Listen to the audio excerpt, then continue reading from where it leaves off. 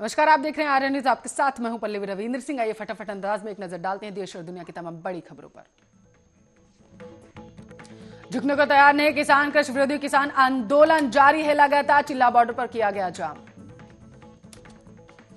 Delhi border पर प्रदर्शन को लेकर सुप्रीम कोर्ट में हुई सुनवाई। किसान आंदोलन के मुद्दे पर गुरुवार को फिर होगी सुनवाई।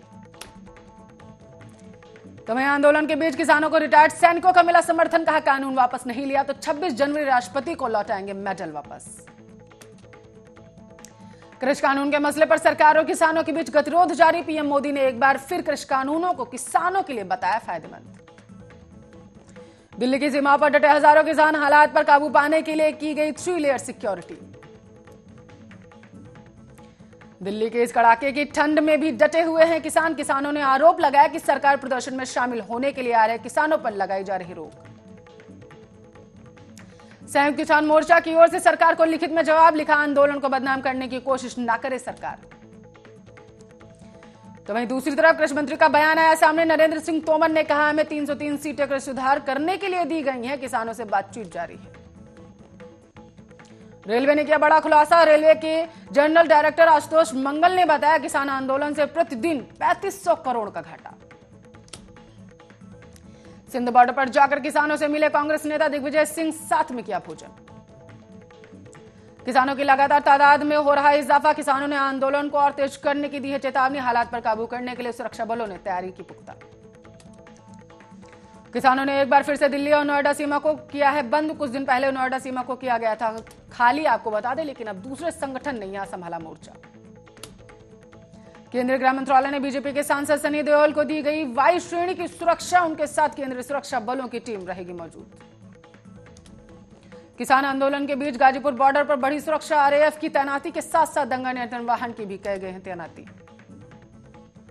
शीतकालीन सत्र रद्द करने पर विपक्ष ने उठाया सवाल। क्या सरकार दिल्ली की सीमा पर डटे किसानों से डर गई है? क्या इसलिए सत्र किया गया रद्द? राजधानी दिल्ली में बदले ट्रैफिक के नियम। किसी भी तरह की लापरवाही वाहन चालकों को पड़ेगी भारी। अब से हाई सिक्योरिटी रजिस्ट्रेशन प्लेट न लगाने वालों से वसूला जाएगा मोटा चालान।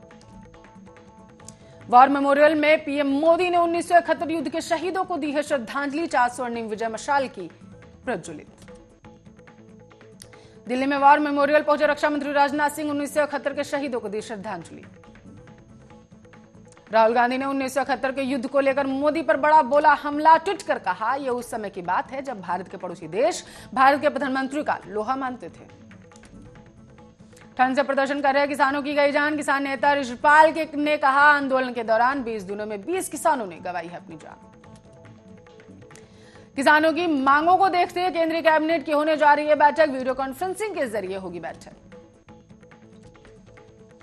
तो वहीं कमल हासन ने रजनीकांत से राजनीति में हाथ मिलने के दिए हैं संकेत। कमल हासन ने कहा वह लोगों के हित के लिए किसी भी तरह का ईगो त्याग देने के लिए तैयार है। जामिया में हुए हिंसा को 1 साल। 16 दिसंबर को नागरिकता संशोधन कानून के खिलाफ प्रदर्शन के दौरान भड़की थी हिंसा। तो वहीं निर्भया कांड की बरसियार। निर्भया की मां ने कहा मेरी बेटी को न्याय मिला, लेकिन इसका मतलब यह नहीं है कि मैं चुप बैठूंगी। अयोध्या में भव्य राम मंदिर से सामने आई गंभीर समस्या। तकनीकी कारणों के चलते रोका गया मंदिर निर्माण। विशेषज्ञों की रिपोर्ट का इंतजार। एलपीजी सिलेंडर के दामों में फिर से इजाफा। दिसंबर महीने में दूसरी बार महंगी हुई है रसोई गैस। कंपनियों ने 50 रुपए बढ़ाई सिलेंडर की कीमत। राष्ट्रीय स्वयंसेवक संघ के प्रमुख मोहन भागवत ने किया कोलकाता दौरा। संघ प्रमुख का 15 महीने में बंगाल का 5वां दौरा। कोरोना से हरियाणा के स्वास्थ्य मंत्री अनिल विज की तबीयत बिगड़ी। पीजीआई रोहतक से मेदांता किए गए शिफ्ट। जम्मू कश्मीर में आज डीडीसी के 7वें चरण में होंगे चुनाव। हुए थे चुनाव, आपको बताते चलो चुनाव 31 सीटों पर हो रहा है। 1852 मतदान केंद्रों पर हो रही थी वोटिंग। विदेश मंत्री वी मुरलीधरन करेंगे ओमान का द्विदिवसीय दौरा। 16 से 17 दिसंबर तक रहेगा दौरा। दोनों देशों के द्विपक्षीय मुद्दों पर करेंगे बातचीत। कोरोना के चलते संसद का नहीं होगा शीतकालीन सत्र। विपक्ष ने लगाए आरोप। कृषि कानूनों पर चर्चा नहीं चाहती सरकार। ममता बनर्जी ने साधा बीजेपी पर निशाना। कहा ओवैसी को बंगाल में लाकर सांप्रदायिक ध्रुवीकरण करना चाहती है बीजेपी। केरल में स्थानीय निकाय चुनाव के नतीजे। आज मतों की गिनती सुबह 8 बजे से शुरू हुई थी। राज्य के 244 केंद्रों में हो रही है वोटिंग। तो वहीं ममता की मुश्किलें थमती हुई नजर नहीं आ रही हैं। शुभेंदु अधिकारी के बाद विधायक जितेंद्र तिवारी ने खोला टीएमसी सरकार के खिलाफ मोर्चा। बिहार में सभी को मुफ्त में मिलेगी कोरोना वैक्सीन, साथ ही 20 लाख रोजगार, चुनावी वादे को कैबिनेट की मंजूरी। बॉम्बे हाईकोर्ट ने विवादास्पद मेट्रो कार शेड प्रोजेक्ट पर लगा स्टे, फरवरी में होनी है अगली सुनवाई, तब तक के लिए यथास्थिति रहनी चाहिए बरकरार। तो पूर्व राष्ट्रपति प्रणब मुखर्जी की आने वाली किताब पर बेटे अभिजीत और बेटी शर्मिष्ठा में ठनी।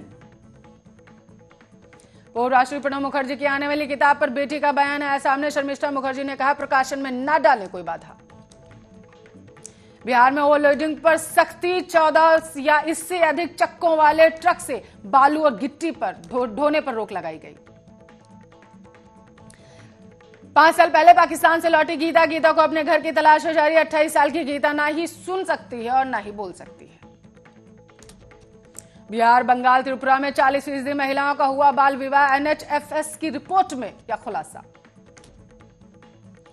यूपी के संभल में हुआ भीषण सड़क हादसे में करीब 7 लोगों की मौत, साथ ही दर्जनों लोग हुए घायल। दिल्ली एनसीआर में सर्दी बढ़ चुकी है। सर्दी का सितम लगातार जारी है। पहाड़ों पर भारी बर्फबारी के कारण उत्तर भारत में पड़ रही है कड़ाके की ठंड। तो वहीं पहाड़ों पर बर्फबारी से मैदानों में बड़ी ठंड। दिल्ली में पारा 4 डिग्री तक पहुंच चुका है। मौसम विभाग का अनुमान, आज 3 डिग्री रहेगा तापमान। दिल्ली और बिहार समेत उत्तर भारत के राज्यों में कोहरे से विजिबिलिटी में आई है कमी। दिसंबर के महीने में बढ़ती ठंड को देखते हुए रेलवे ने कई ट्रेनों को कैंसिल करने का लिया है फैसला। कोरोना पॉजिटिविटी रेट में गिरावट जारी, ठीक होने की दर हुई 95%, वहीं मृत्यु दर 1.45%। भारत में कोरोना मरीजों का कुल आंकड़ा 99 लाख के पार पहुंच चुका है। केंद्रीय स्वास्थ्य मंत्रालय के मुताबिक देश में बीते 5 हफ्तों में कोरोना वायरस के औसत पॉजिटिविटी रेट में कमी आई है। दिल्ली में कोविड-19 की स्थिति में सुधार, मृत्यु दर और होम आइसोलेशन की संख्या में आई बेहद कमी।